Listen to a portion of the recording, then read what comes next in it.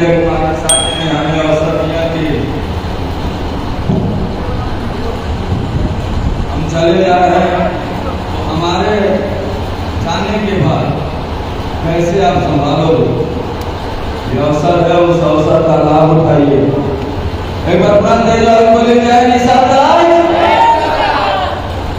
गुरु कालू बाबा जीवन के चरणों में से झुकाते हुए भगवानों में भगवान महाराजा निशा जी के चरणों में से झुकाते हुए यहाँ पर उपस्थित आप सभी निषाद पार्टी के कर्मठ कार्यकर्ता पदाधिकारी गण का फुल टाइमर मंच पर आसीन मंचासीन पदाधिकारी गण का अभिनंदन वंदन करते हुए एक बार जोरदार तालियों से स्वागत करना चाहता हूँ।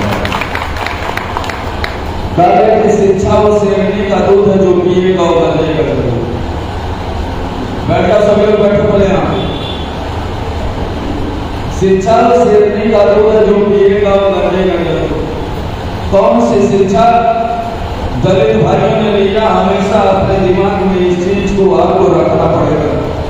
आप जाते हैं गांव में पढ़ाने, गांव में बताने लोगों को, लेकिन खुद ही ये नहीं जान पाए, क्योंकि अगर हम जानकार समझदार होशियार होते तो लोगों को जानकार समझदार और होशियार बना पाते।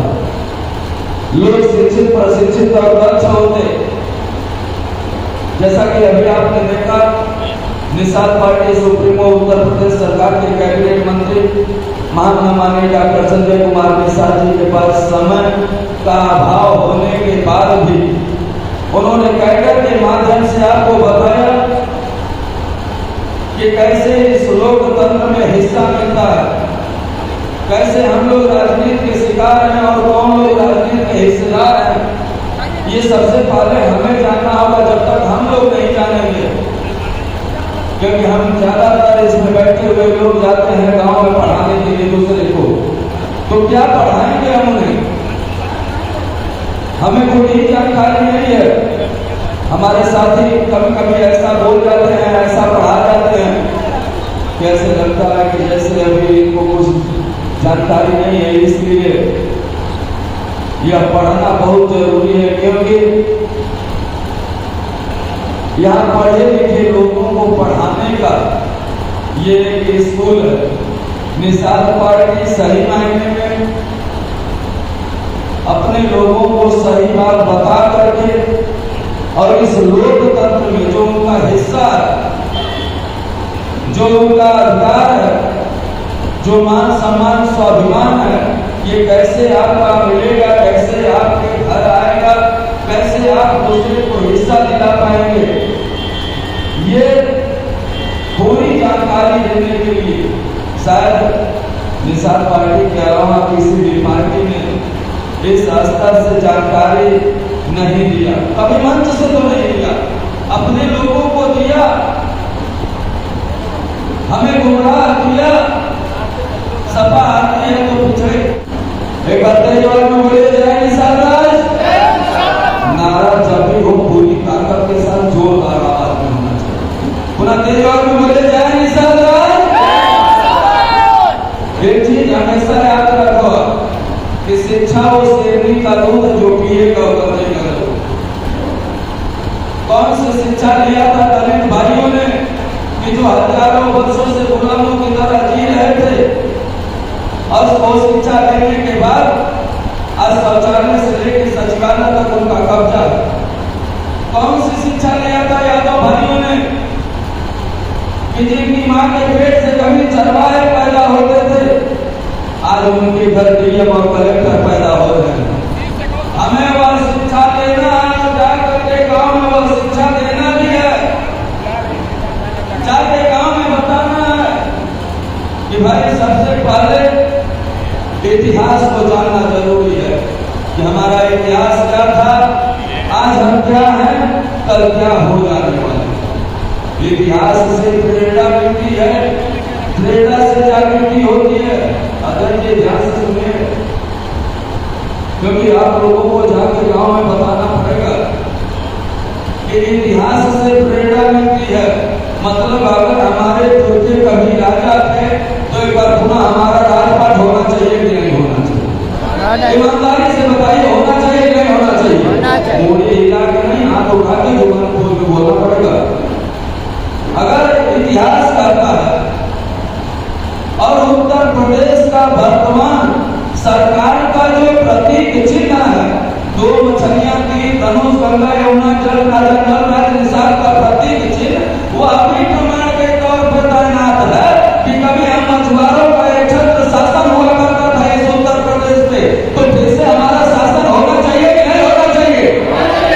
होना चाहिए कि नहीं होना चाहिए? कैसे होगा?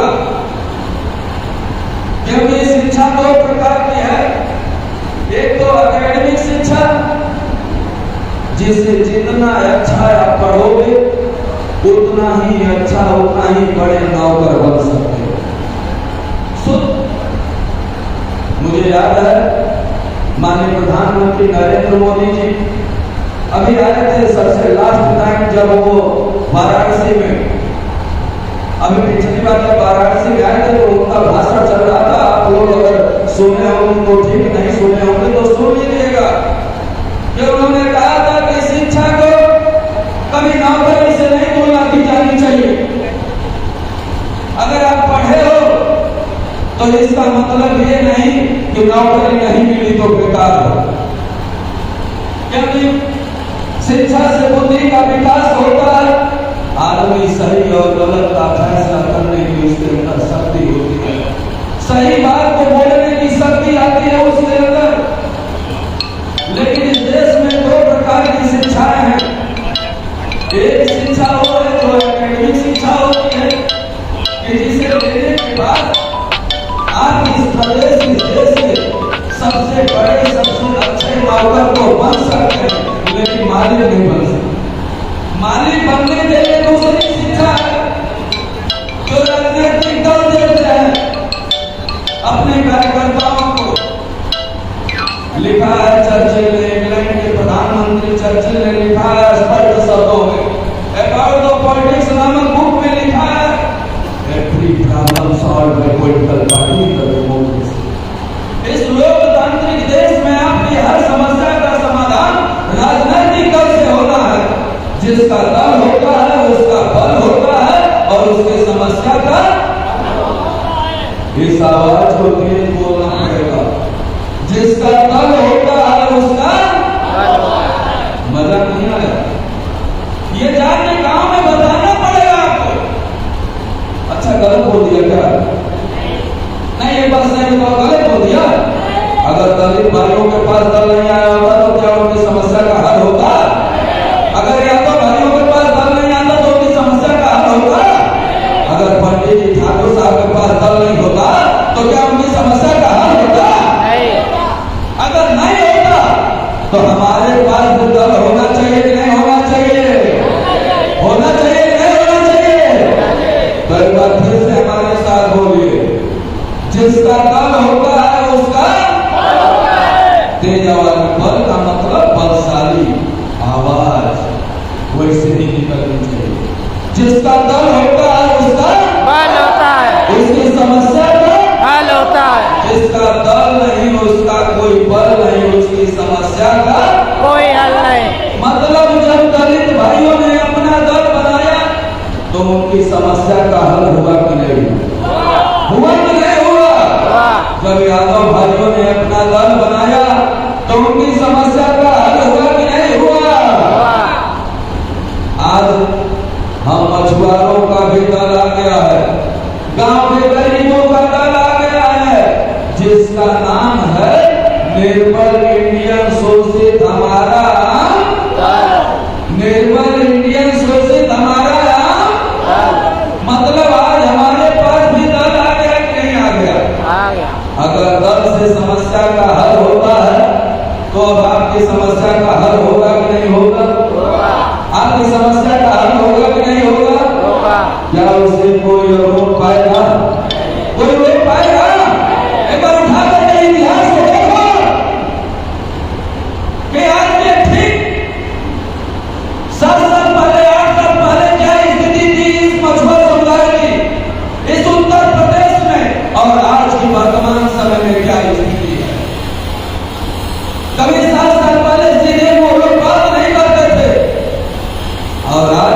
आपके दल की देन है, आज आपके दल की देन है। क्या अधिकारी कर्मचारी खाना खिला रहे हैं, इससे भी बड़ा कोई और सम्मान है क्या? अरे यार मुंह खोल के बोलो, क्या इससे भी बड़ा कोई सम्मान है? जिन अधिकारियों के पास जाते थे लात मार के भगाते थे अधिकारी, जिन अधिकारियों के पास जाते थे चक्कर काटना पड़ता था, 100 बार चक्कर काटते थे, फिर भी तुम्हारी बात सुनने वाला नहीं था। आज वही अधिकारी तुम्हें खाना खिला रहे हैं, पानी पिला रहे हैं। ये कब है? ये साधारण बात समझ रहे हो क्या? जिसने कभी काम ही नहीं किया हो उसे मिस्त्री बना के भेज दोगे तो क्या वो घर तोड़ेगा कि तोड़ेगा? क्या उसके बनाए हुए घर में कोई रहेगा? नहीं। तो जो अच्छा स्टूडेंट होता है, जो अच्छा शिक्षार्थी होता है, वही एक अच्छा शिक्षक बन सकता है। सही है कि नहीं? सही है। एक बार अपना तेज और बोले जाए निशान, एक बार अपना तेज और बोले जाए निशान। साथियों, हमेशा अपने इतिहास को आपको जानना होगा और उस इतिहास से प्रेरणा लेना होगा कि हमारा इतिहास इतना गौरवशाली था। कभी हमारे पुरखे राजा महाराजा थे, श्री विवेकपुर धाम का किला आज भी चिल्ला चिल्ला करके कह रहा है कि हमारा समाज कभी रूलिंग कास्ट था। कभी हमारे पुरखे कानून बनाते थे तो दुनिया को उस कानून का पालन करना पड़ता था। कभी हमारे पुरखे कानून बनाते थे तो दुनिया को कानून का पालन करना पड़ता था। आज दुनिया के लोग कानून बनाते हैं और हमारे लोगों को पालन करना पड़ता है। इसका मतलब ये व्यवस्था बदलनी चाहिए कि नहीं बदलनी चाहिए? बदलनी चाहिए कि नहीं बदलनी चाहिए? कितने लोग बदलने के लिए तैयार हैं भैया? तेज आवाज में बोले जाए निशान लगाए। अगर बदलने के लिए तैयार हैं तो कैसे बदलेगा? इस लोकतांत्रिक देश में आपका हिस्सा संविधान में लिखा हुआ है और संविधान में हिस्सा दिलाने का पावर पार्टी के पास होता है। जिसका दल होता है उसी का बल होता है और उसी की समस्या का हल होता है। तो हम कहते हैं कि जब तक दलित भाई दूसरे के दल में थे तब तक बेचारे दलदल में थे। जब तक कांग्रेस में थे तो 2 पंजा सुबह 2 पंजा शाम खाते थे और बेकार में उन्हीं के वहां हरवा बन करके जीते थे। लेकिन जब अपना दल लेके आ गए तो जिन दलित भाइयों की मां के पेट से कभी हरवा पैदा होते थे आज उनके पार्टी की देन है। इस बात को अपने इस दिमाग में गांठ बना लो कि अगर बहुजन समाज पार्टी आज नहीं होती तो क्या दलित समाज के लोगों को मान सम्मान स्वाभिमान रोटी कपड़ा मकान कभी नसीब होगा क्या? आज जो उनको हर हिस्सा मिल रहा है, आज जो उनके बेटे अधिकारी कर्मचारी आपको दिख रहे हैं, शौचालय से लेकर सचिवालय तक उनका कब्जा है। क्या 1990 से पहले ऐसा था? क्या 1990 से पहले ऐसा था? इसका मतलब कि आज अगर उनके पास है तो क्या इससे पहले 1990 से पहले दलित भाइयों के पिताजी के पास क्या हाथ पांव नहीं था? क्या मोह नहीं था? सब कुछ था, सब कुछ था, लेकिन उसके बावजूद भी वह बेकार थे क्योंकि उनके पास इस राजनीति में हिस्सा दिलाने वाली कोई पार्टी नहीं थी। इस राजनीति में उनको मान सम्मान स्वाभिमान दिलाने वाला उनका कोई अपना दल नहीं था। अभी बैठे रहो भाई,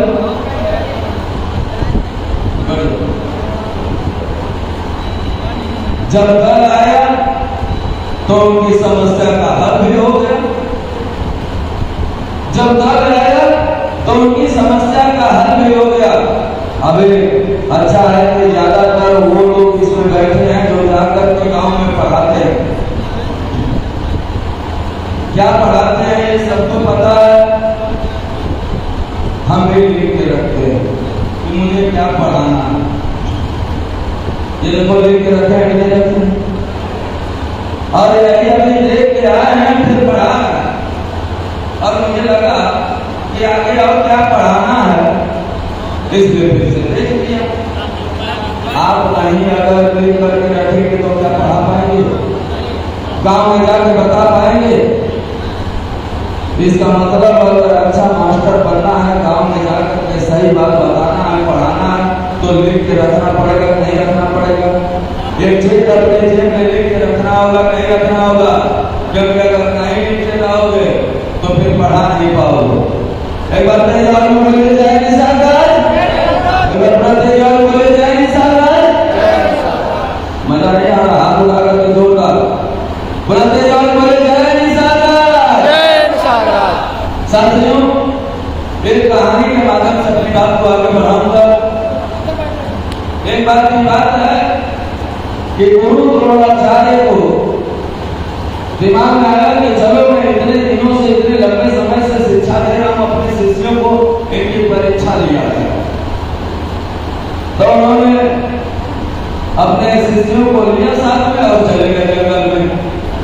एक पेड़ पर चिड़िया रख दिया और कहा कि इसकी आंख में निशाना लगाना है, चलो तैयार हो जाओ। तो भीम सबसे ताकतवर थे, भीम ने कहा कि भाई सबसे पहले मैं निशाना लगाऊंगा। तो गुरु द्रोणाचार्य ने कहा कि चलो ठीक है निशाना लगाओ। उसके बाद वो निशाना लगाए, पहले ये बताओ कि तुम्हें क्या दिख रहा है। भीम ने कहा मुझे पेड़ भी दिख रहा है, पत्ते भी दिख रहे हैं, टहनियां भी दिख रही हैं, चिड़िया भी दिख रही है, आंख भी दिख रही है, आसमान भी दिख रहा है। तो कह के लगाओ निशाना। क्या होता है निशाना लगा? नहीं। क्या निशाना लगा? नहीं। उनसे पूछा, नकुल सहदेव आए उनसे पूछा, सबको पूरी दुनिया दिख रही थी, क्या निशाना लगा? लेकिन जब अर्जुन आए तो अर्जुन से पूछा, रुको पहले ये बताओ कि तुम्हें क्या दिख रहा है। अर्जुन ने कहा गुरुवर मुझे कुछ नहीं दिख रहा है अपने लक्ष्य के सिवा। उन्होंने कहा नहीं सही से बताओ, कहा मुझे कुछ नहीं दिख रहा है, केवल मुझे मेरा लक्ष्य दिख रहा है, वो आंख दिख रही है, इसके अलावा मुझे कुछ नहीं दिख रहा। कहे कि चलाओ तीर, चलाया तो निशाना लगा कि नहीं लगा, लगा कि नहीं लगा। इसका मतलब हमें अपने लक्ष्य को अगर निर्धारित नहीं किए हो तो जाकर के आगे अपनी डायरी में लिख लेना कि मुझे करना क्या, मेरा लक्ष्य क्या है, मुझे बनना क्या है, मुझे अगले 5 साल में क्या करना है। और जब लिख लोगे आप, रोज उसे पढ़ो, दुनिया की कोई ताकत आपको रोक नहीं पाएगी, आपका लक्ष्य था। मतलब लक्ष्य उन्हीं को हासिल होता है जिनके सपनों में जान होती है, जो अपने लक्ष्य के प्रति ईमानदार होते हैं, वही अपना लक्ष्य हासिल कर पाते हैं।